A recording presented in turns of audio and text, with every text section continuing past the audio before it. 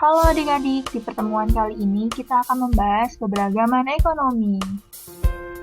Di era globalisasi saat ini, keberagaman sosial budaya Indonesia dimanfaatkan untuk meningkatkan ekonomi masyarakat.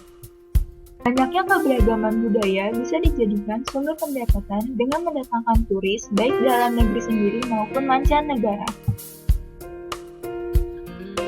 Menghargai keberagaman budaya daerah lain dan sikap toleransi terhadap orang lain yang berbeda agama merupakan contoh perilaku mencintai tanah air.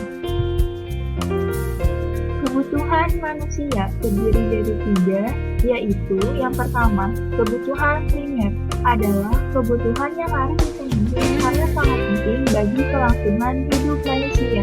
Yang kedua, kebutuhan sekunder adalah kebutuhan yang timbul setelah manusia memenuhi kebutuhan primer. Yang ketiga, kebutuhan tersier merupakan kebutuhan akan barang mewah. Keberagaman ekonomi. Keberagaman ekonomi adalah perbedaan tingkat ekonomi pada suatu masyarakat. Keberagaman ekonomi juga dapat dilihat dari keberagaman pekerjaan. Setiap pekerjaan memiliki peran dan tugasnya masing-masing. Kita harus menghargai setiap pekerjaan. Contoh menghargai pekerjaan. Yang pertama, pekerjaan dokter. Setelah diperiksa oleh dokter, kita mengucapkan terima kasih. Yang kedua, pekerjaan petugas kebersihan jalan. Kita bisa mengatakan permisi saat melewatinya. Yang ketiga, pekerjaan seorang petani dapat dihormati dengan makan sampai habis, tidak membuang makanan. Ekonomi dapat dipengaruhi oleh potensi dan semangat kerja keras.